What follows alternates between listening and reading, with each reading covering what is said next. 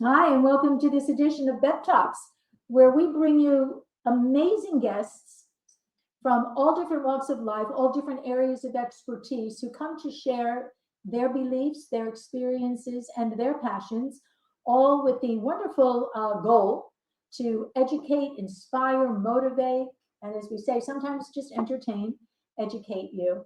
And today we have a very special guest.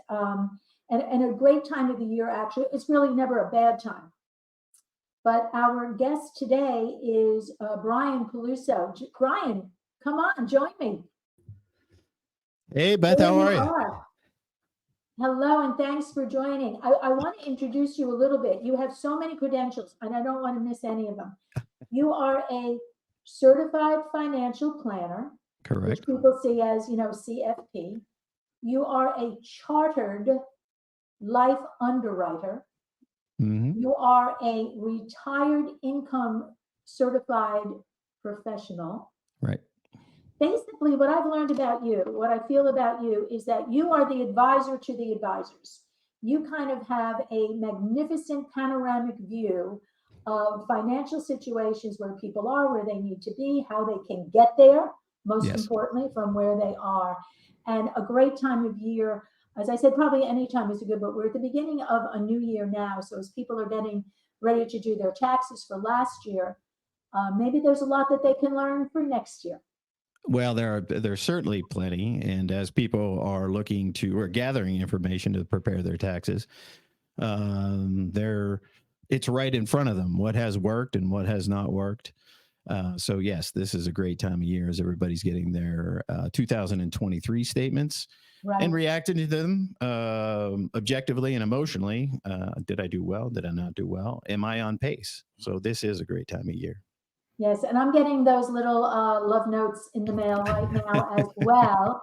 And you look at them and you're kind of like, oh, okay, but where is all that money? Oh, what happened to this? Oh, what do I need to do with that? It can be a little bit Exactly. of a scary time. So, how wonderful for someone like me and everybody else out there has someone like you with all of your knowledge and your certifications to guide us along. So, thanks for choosing your career path. It's so important for all of us. My pleasure, for sure.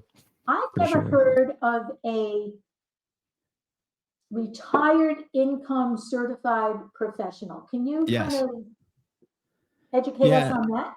Yeah, absolutely. So the retirement income certified professional is a designation. It's a course of study available to financial professionals like myself that really focuses on the different ways you can take all of the assets, all of the resources that you have, and how do you make that income throughout your life. And the idea is essentially throughout your lifetime, your income is your earning ability. And then when you get into retirement, your earning ability in the workplace either diminishes over time, or you've decided that you don't want to be in the workplace anymore. And so you have these various buckets. Well, let me say it this way: you have various spigots of things that you can fill your monthly bucket of what you need to spend or you would like to spend, whatever your goals might be. So the Retirement Income Certified Professional Program is specific to how do you take each of those spigots. You might have a retirement plan from work. If you're fortunate, you have a pension. Maybe you have some assets that you've saved in the bank. Maybe you have an inheritance, and the that designation is really how do you optimally use each of those. Because what happens in retirement, in particular, let's say you've got four or five spigots. You've got 401k, 403b. You've got maybe a pension, some assets that you saved. You're going to have Social Security at some point in time. If you turn on all of those simultaneously, the bucket, your monthly bucket, what you want to spend, is going to overflow, and the overflow, it goes to taxes. And so the Retirement Income Certified Professional Program is really about what spigots do you have when you're retired, and when do you turn them on, and do you exhaust them along the way? You turn on one until it's empty, turn on the next until it's empty, turn on the other until it's empty, or is there some combination? Yeah. But the idea is certainly that you don't want to turn them on all simultaneously, because then really what ends up happening is you end up paying too much in taxes. So that's what that Ah, program is all about. right. It's also all about the different solutions that are available out there, not only specific to Social Security and retirement plans, but do you incorporate only stocks, bonds, mutual funds, ETFs? Do you incorporate insurance into that somehow? So that program looks really at all the different spigots and how to manage those optimally so that you can live the lifestyle that you want in retirement. That's what a great explanation. I love the visual of the spigots. I know I've heard so Mhm. many times, turn on as many faucets as you can, have as many sources of income. But you pointed out something really, I guess, that we don't think about. I didn't, is that if they're gushing so Yes, well, you think, oh, this is wonderful, this is wonderful. But they right. really do need those resources, those sources need to be and can be managed, because timing, like everything in life, is Hmm. important. Well, there's no doubt. And, the greatest example of that really is Social Security, I would say, in my opinion, which is one of my expertises here at our firm. Um, many people will say turn on Social Security as soon as possible. And there's a lot of reasons for that. It's going to run out of money, and I've got to get at least a few dollars while I can. And who knows, I might not be here in a few years. Why would I wait? And then I would never get anything out of Social Security. And I disagree with that. As one of the faucets or spigots, it's going to be a very important part of retirement planning for many people. For most people, people have paid a lot into the system, and they should really think about optimizing that. And so we have a lot of folks that will come to us and say, I'm turning on Social Security at 62. As soon as 62 is the first time you can get it for a retirement benefit, as soon as it's available, I'm going to turn it on. It's going to go bust. And I just want to get a few, at least a few nickels out of the system before either I'm gone away or the money in the system has gone away. I Right. just disagree with that. There's a lot of complex planning around, and that's just one example of one of the faucets for your monthly retirement income.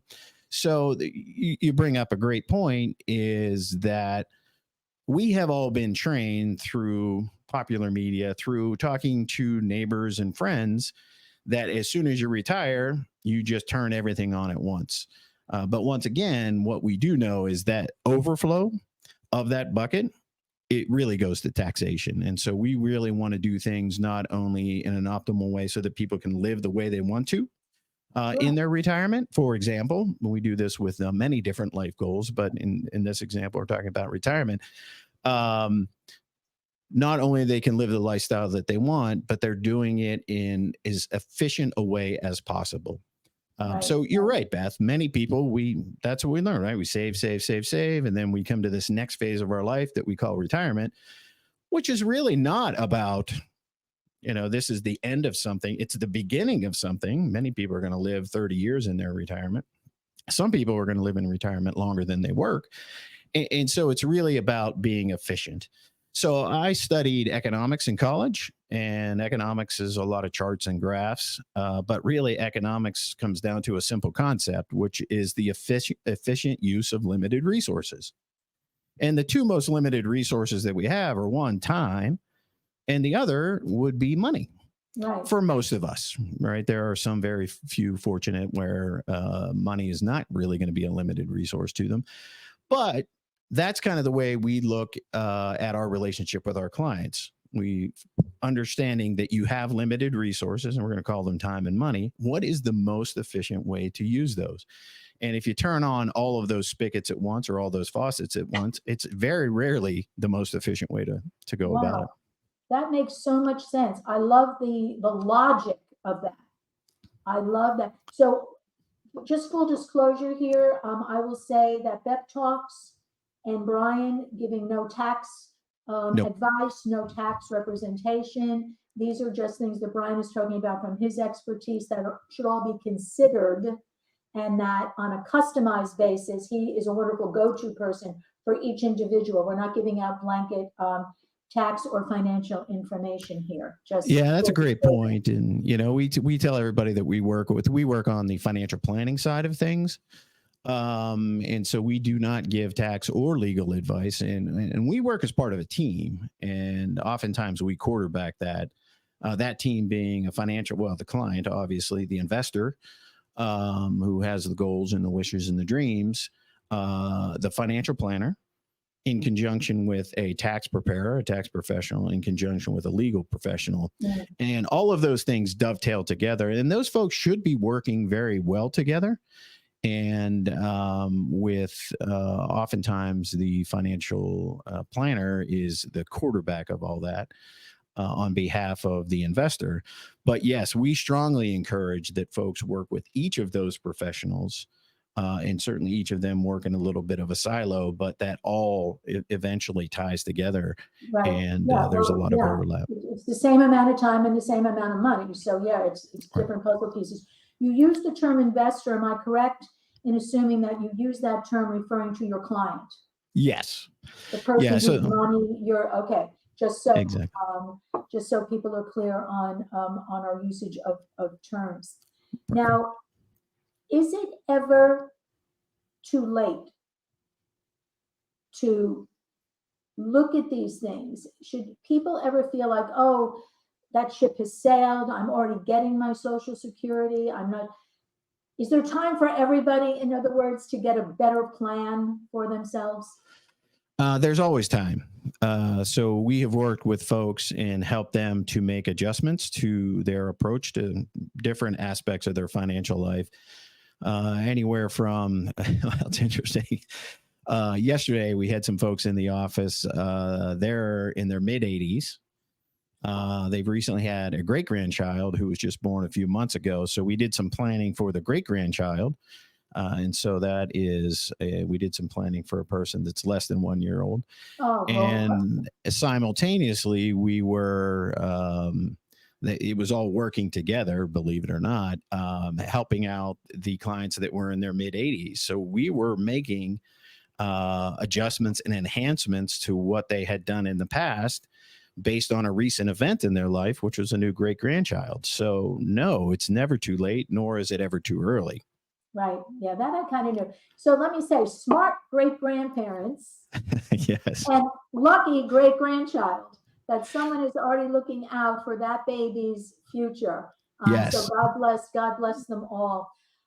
You have a particular affection, if I may present it that way, for nurses. We do. And so a little bit of background on that. So I've been in the financial services for about 30 years. But my background is that my mother was a nurse, my sister's a nurse, my cousin's a nurse. Many of our clients, through no intentionality, quite frankly, ended up to be nurses. And I think that's just because of my background. I gravitate to folks like that. And then a lot of my personal friends are nurses. And so we have a subsection of our business. It's a pretty big part of what we do, is working with nursing professionals. And that's a huge category these days. All of Absolutely. us, we kind of thought titles. Absolutely. Oh. And there are so many folks that were originally trained as kind of bedside nurses, and that's classically what we think of. But the skills and the knowledge that nurses possess have really branched out into many, many, many areas of healthcare. Anything from a nurse manager to recruiting. So you might have a legacy, somebody that had been trained as a bedside nurse, and now they're recruiting nurses. Or they're doing medical coding, or they're acting as a consultant to companies on their health plan. So it's very broad. I would narrow it down into saying we work very closely with people that had originally been trained as nurses, but they have gone on to so many different areas. Yes. But that has become, because of my personal background, number one. And then number two, as time has gone on, and I will tell you, Beth, in particular, in the last couple of years, the financial needs of nurses have become really acute, if you will. Always has been. But in the last few years, for a couple different dynamics, the needs of nurses for financial planning has become particularly important. And so we have stepped in to work with those folks, which, number one, that's my background. Number two, we really enjoy working with nurses, and then number three, we see the real need at this moment in particular Why? for Why nurses. has the need changed? What you said that, their need. Why? Yeah, so that's a great question. So what's been happening is I would characterize it as nurses as a general statement. I'm going to, as the nursing Mhm. professionals are making more money now than they ever have. Reasons for that is go back to my economics. The demand is super high and the supply is low. So there hasn't been a ton of new nurses coming into the system, and the demand for the nurses has gone way up. And so Yeah. many of them are making more money than they ever have, but they're more stressed than they've ever been. And it's really for a couple different reasons. One, COVID was huge. The stress level for especially the bedside nurses Yeah. off the charts. The burnout rate was it was incredible, and so that was kind of an epiphany for a lot of nurses. So that's one. And then you got they're overworking because of the understaffing. Mhm. And so you had this convergence all at once of a couple different things. um, COVID was a big moment for nurses. They spent a great deal of the time with those patients. Number two, there haven't been a lot of new nurses. And so when these nurses say, I'm really burning out, I mean, this has been challenging. There wasn't a lot of backfill there. And because of those things, nurses are now in higher demand. So they're making more money than ever. So they're making more money than they ever have. They're working longer than they ever have. And a lot of them are more stressed than they ever Yeah. have been. Yeah. That's a general statement. So those convergence of things in the last few years, many nurses are coming to us and saying, hey, I need to see the light at the end of the tunnel. Where does this all get me? Help me to understand how these efforts and this stress level, where does it get me to? And we help them to begin that picture of what the next phase of their life is. For some of them, the next phase of their life is retirement. For others, the next phase of their life is I don't want to be a bedside nurse. I want to be in the healthcare community, but Mhm. I don't want to be doing what I've been doing. And so they might look to transition to a different role within Mhm. healthcare. Others are looking to become independent. I want to do some consulting. I want to travel a little bit more. There's a lot of opportunities for nurses to travel. I want to get out of the hospital system and I want to work more in a home setting where I'm going to visit individuals at their home. So that transition that many of them are seeking could be manyfold, but they come to us and say, okay, I've been fortunate that I'm probably making more money than I ever thought I had or ever thought I would. Now help me to plan out and take those logical steps to get me to whatever the next Yeah. phase is. Yeah. And shout out to nurses. Oof. I know you have an affection for them, as do I. I think that collectively, and it's such a broad title now. It's no It is. longer about the bedside nurse. It, There's so many titles. It's such, and I never looked at it as a profession. I really view it as a vocation. That you don't choose to be a nurse. I believe that nursing chose you. It takes so much of that type of giving person to be able to survive in that profession. And you yeah, mentioned COVID. The nurses got us through it. They pulled us no through doubt. COVID. There They can be no question about absolutely that. did. As a New Yorker, at 7 o'clock in the evening, we heard the bells chime in the churches every night at 7 o'clock as a thank you to the nurses, Yeah, who were literally pulling lives through COVID. But I do absolutely. want to say that while we both have tremendous respect, and obviously your expertise and a lot of your clients apparently are nurses, your services and your knowledge is available to everybody. Well, absolutely. And we work in a similar process with all of our clients. And but it ties in very uniquely with the nurses. And so all nurses that were trained traditionally to kind of be bedside nurses, and they've gone on to many different things. There are 5 steps to the nursing process that has a direct overlay to the financial planning process. Hmm. And so all of the nurses we work with, I tell them, you already have the skills to be very successful financially. And many of them will say, well, I kind of overspend. I haven't put as much into my retirement plan as I want. But here are the 5 steps of the nursing process, and all nurses would understand this, regardless of what part of healthcare they've gone into or how they're using their skills. So the first part of the nursing process is assessment. So for the nurses, they assess a patient. Hey, what do I have here? The next part of the nursing process is diagnosis. Okay, I've kind of got the initial understanding of what's going on. I think this more specifically is what's happening. And then you got the planning phase. This is the third step of the nursing process. It's the planning phase. Okay, I've assessed this. I think I've got a good diagnosis here. I'm going to plan to get the patient to where we need to be.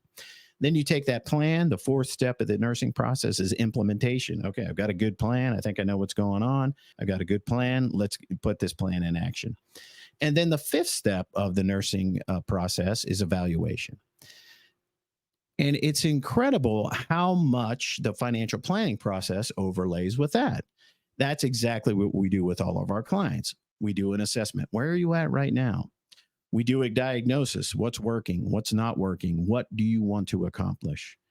And then we put in a plan and say, here, of all those things that we've heard from you, we start a plan. And then once we've done our assessment, our diagnosis of their financial situation, we present those folks with a plan, and then we begin to implement it. And once it's implemented, we regularly do an evaluation. And if we need to, we go back through the process. And so it was enlightening to me to find out how much the nursing process, the 5 steps of the nursing process, directly overlay with the financial planning I process. love that. Oh, you presented that so perfectly. So it must make it very easy or easier perhaps because that's the world in which they live, Exactly. that they understand that. And That's oh, exactly that right. makes so much sense. That really, And and I want to go back. They're finally making the money that that they always deserved to exactly. make. And I have a couple of nurses. Well, I have several nurses in the family. One of my nieces got her PhD fairly recently, and she's a nurse anesthetist. She's in the Oh, yes. operating room, and now they're asking her to teach at the college where she graduated from which she graduated because she's just so good at it. So whoever thought that nursing could? She's lives are literally truly in her hands in the OR.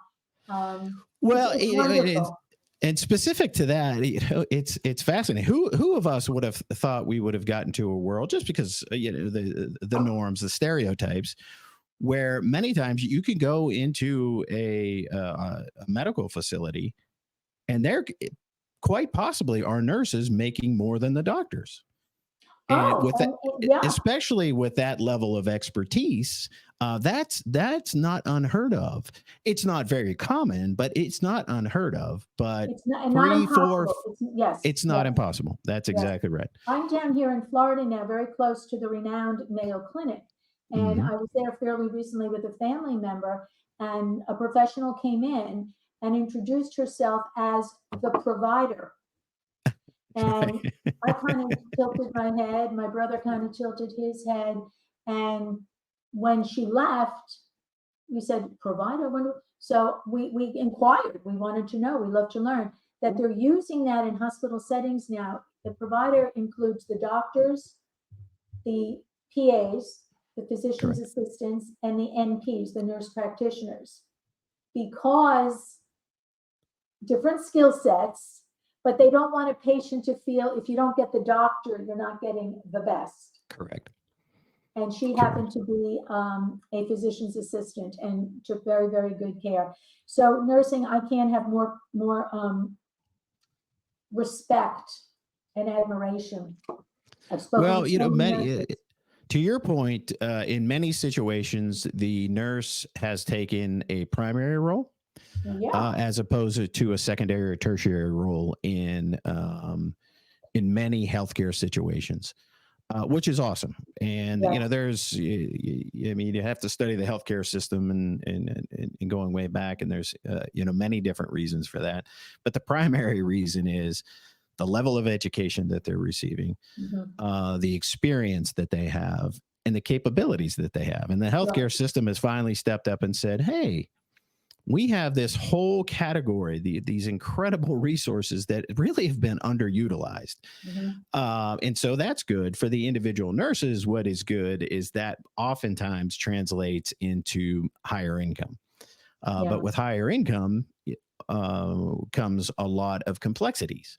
Okay, Sure. this is Well, great. and so they have someone like you. So a good problem Exactly. for them to have. I love it's when you were saying about, the model following the same way that nurses, Yep. assess and evaluate, etc. It seems that, and I know one of your lines is taking care of those who take care of us. So I guess Exactly. one of the morals of the story is that nurses need to see themselves as their own patient, financially speaking, and take as Exactly. good care of themselves as they would any patient. That is exactly right. Beth, that is the summary of our approach. As nurses don't like when somebody comes in and says, hey, I was looking on the web and I think you need to do this for me because this is my ailment. And so, in a similar way, because nurses know 9.9 times out of 10, that self diagnosis was incorrect.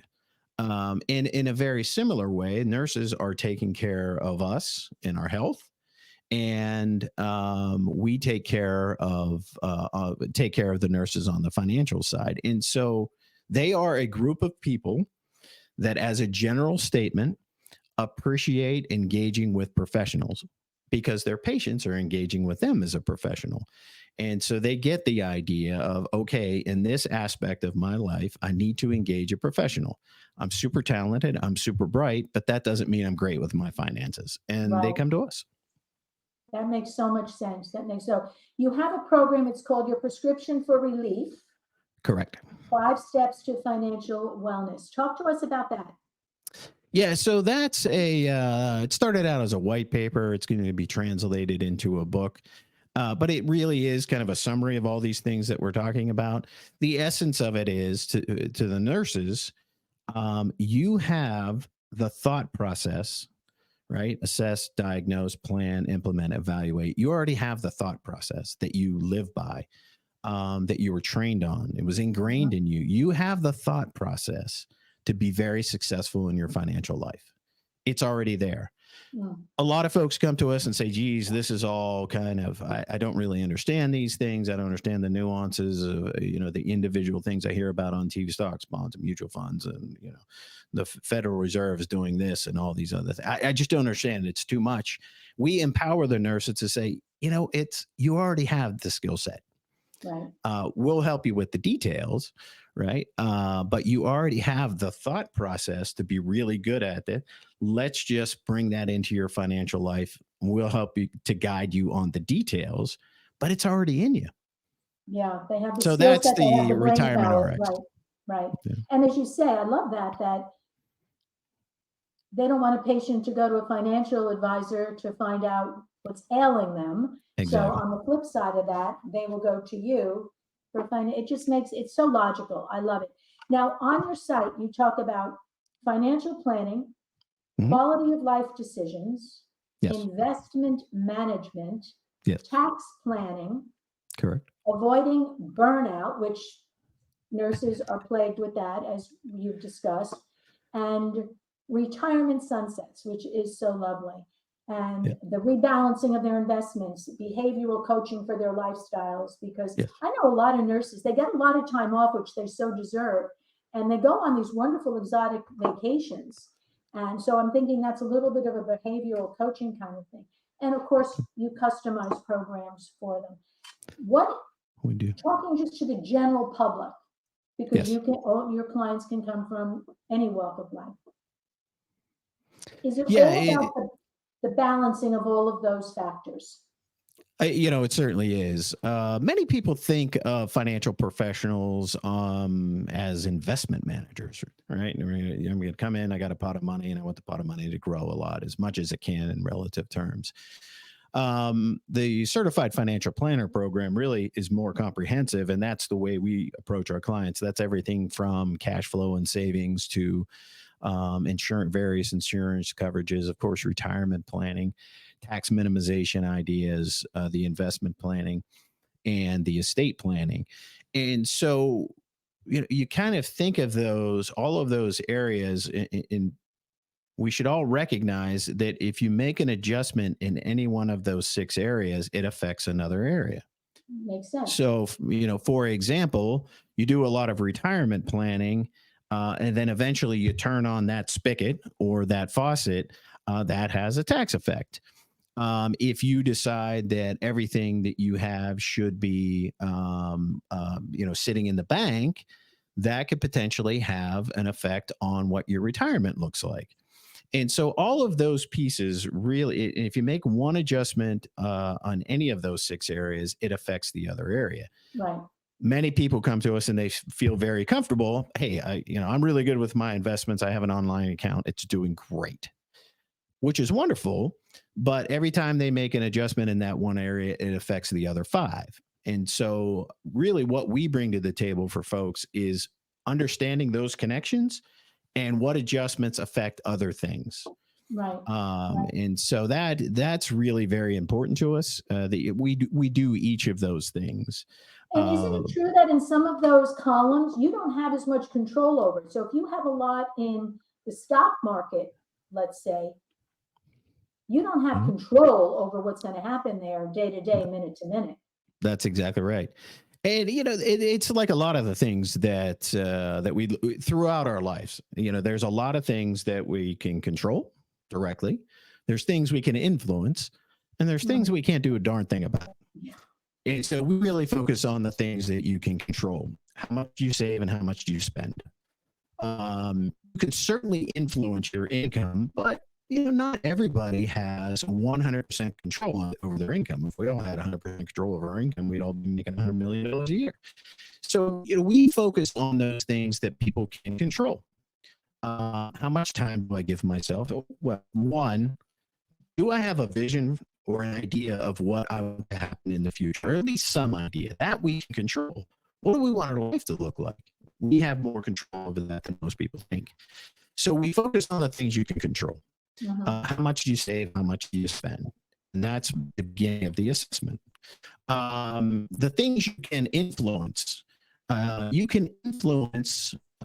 your point, you can influence the effect of market ups and downs, but you can't control them. You can influence them in a couple of different ways. But there's other things that we just can't do a darn thing about.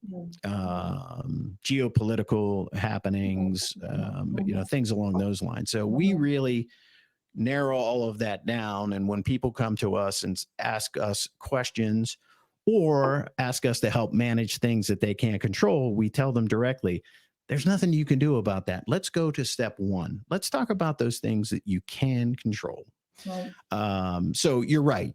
The market, I would put that, I would put that in, you can influence the effect, whether up or down, the market has on you, but you certainly can't control it. Right.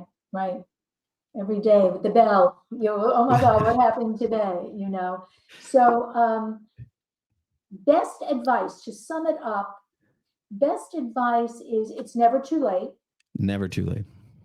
That there is a wonderful resource, Brian. We're going to let people know how to be in touch with you.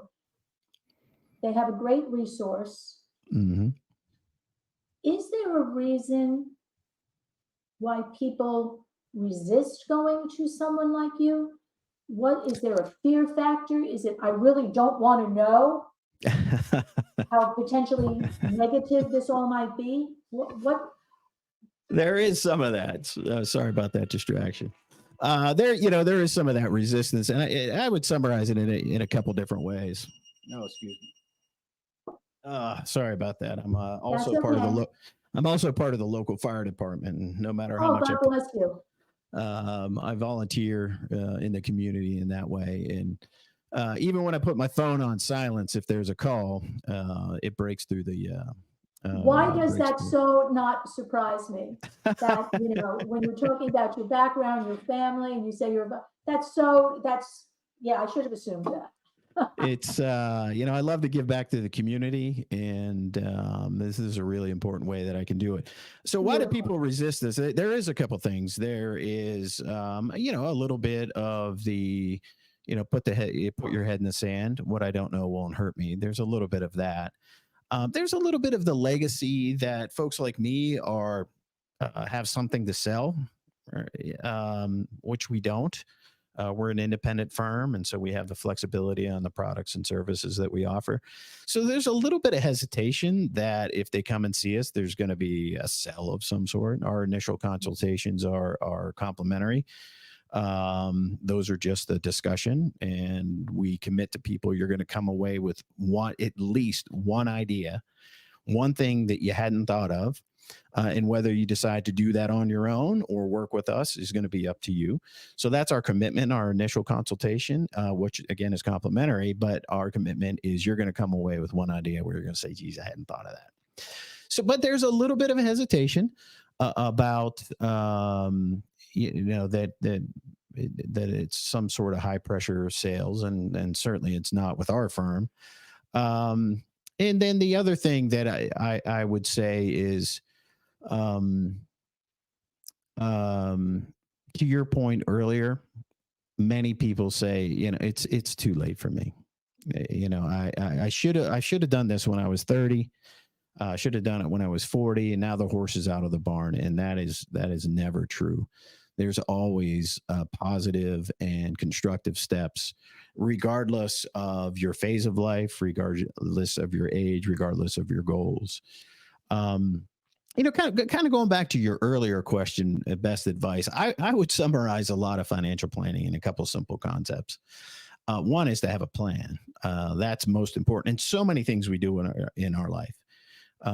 It's very hard, and we don't work with people that say, man, I don't know, I just want the market to go up. Well, that's really hard to plan towards, obviously. So have a plan, have some sort of idea as to where you're going. And each of these individual goals, whether that goal is I'm going to buy a new house, whether that goal is I need to build up my personal reserve. By the way, we don't like to call it an emergency fund because it's not just for emergencies. Maybe it's for an opportunity. So build up your personal reserve, retire, grandchildren, whatever it is. It comes down to three simple things, in my opinion. One, save as much as you can, as often as you can. Two, give yourself as much time as possible. And then three is engage with a knowledgeable professional so that they can tie a lot of these things together. Absolutely. With group three, it's never too late. There's no threshold of beginning with a certain stockpile of assets, a certain amount in a checking account or stock portfolio. You can start at any time from any point. Exactly. Exactly. And I want people to be encouraged by that, and they should be. We run the gamut from folks that say, gosh, I got too much money and now I have, estate or tax issues. And we've worked with people that said, there's no hope for me. And we disagree. We disagree that there isn't, I'll go back to the nurses. Many nurses, I will tell you quite candidly, in my experience, they overspend. They overspend, and they work on a concept of, if I spent too much in vacation, I'll pick up an extra shift. A lot of nurses think in terms of shifts, right? How many shifts until vacation? How many shifts until I have a week off? And so a lot of nurses say, okay, it's fine. I'm gonna spend. I'll just pick up an extra shift. Right. What we're saying is, let's plan for what your future looks like, what that next phase is, whatever it is, retirement, you're going to go into a different part of nursing, you're going to take some time off, whatever it is. And let's take one more shift and save it. Instead of backfilling, instead of saying one more shift and I get to go to a nicer place for retirement, one more shift, and I'm going to Beautiful. sit in first class. How about one more shift and we're going to save it? And so if you take, for example, and this is a national average, it is so over, across the board, different cities, different regions, the numbers are crazy. But if you say a national average, a nurse in a hospital setting makes $40 an hour, and then they get time and a half for a 12-hour extra shift. It really doesn't take a lot of one extra shift a month to, depending on how much time you give yourself, depending on how the market does, which we make some assumptions around that, some guesses, historical guesses. We don't really know, of course. But one extra shift a month that you save for that future. And it's incredible how that begins to build up. And so we really want to empower nurses to say, yes, instead of one extra shift and I'm going to get that new car, one extra Right, shift. And right. how about one extra shift for your future? Whatever that future is. And so we work with a lot of folks, and even the nurses that aren't in the hospital setting right now, they get that concept, right? Yes. We really want to empower folks, and kind of tying in some of the general concepts with the nursing concepts is that there are things that people can do. Nurses, it's one extra shift. Some folks, it's a little bit of overtime. Other folks, it's spend a little bit less. Short-term sacrifice, long-term gain, very important concept in financial planning. If I save Right, $1 today, I might have $1.20 later. right. So there are a lot of those kind of things that people don't think of, and that Yeah. we help. That's where the life coaching comes in, is in Yes, our review. yes. Say, hey, It's the little behavioral things that it is if you're driving through Starbucks twice a day and spending $20 a day on coffee, um, as an example, nothing bad about Starbucks, just as an example, right. or go out to dinner less. Um, or what we do, I don't like sitting in restaurants so much with all the people and everything. So you can take out, but you're not paying for the drinks, you're not having to tip. You're still getting a lovely restaurant meal in your own home, Exactly. and it's less money. But we have And to remember that's to take that difference and put it in another spigot. exactly. It's again, short-term sacrifice, long-term gain. Long-term gain. Yeah. That's one. And then two, that's squarely in the things that you can control. What the market does, what Jerome Powell said from, at the Fed today, and how that affects the market. We can't control that. So No, don't no. frustrate And yourself how over those often they things. make those announcements and it goes exactly opposite. It's like, really? What's the inside story there? You are so knowledgeable and you have such a wonderfully calm demeanor about it. There's nothing judgmental. There's nothing that makes, I want to say it right. I mean, I'm saying to people, Brian is such an amazing asset, whether you're a nurse or not, to talk to about your future, so that maybe one day you will be that 80-year-old great grandparent who can go and say, now I can actually talk about my great grandchild because I did the right things for me. And that's Yes. several generations down. And on your website, you offer a wonderful opportunity for people to go and make an appointment. And Yes. I want them to know here that they can get in touch with you. And I love the name of your website. I want to make sure I get it right. It's nursingyournestegg.com. So Correct. a direct reference to the nurses as professionals, but nursing just as a universal term for taking care of something. So That's exactly right. nursingyournestegg.com. Go there. Please be in touch with Brian and his team and work with professionals. I doubt there's any kind of a set of circumstances that you haven't helped others work through. So nothing is probably nothing will shock you. And No, no. even a free spirit like myself could go and learn a lot. I am quite sure. Well, the more interesting, the better. Oh, there you go. You're like a I'll new leave that challenge. open That's ended. how we learn, of course. Of course, I get that. Brian, I want to thank you so much for being our guest today on B.E.P Talks. What you're talking about is something that in one way or the other affects all of us. It hits all It of does. us. So let's be as best prepared as we can to have it affect us in as positive a way as possible. Don't leave any stones unturned, and when it's too late for someone who's passed on to do something about it, take action. That's Exactly. don't just think, do. Okay. Take action on it.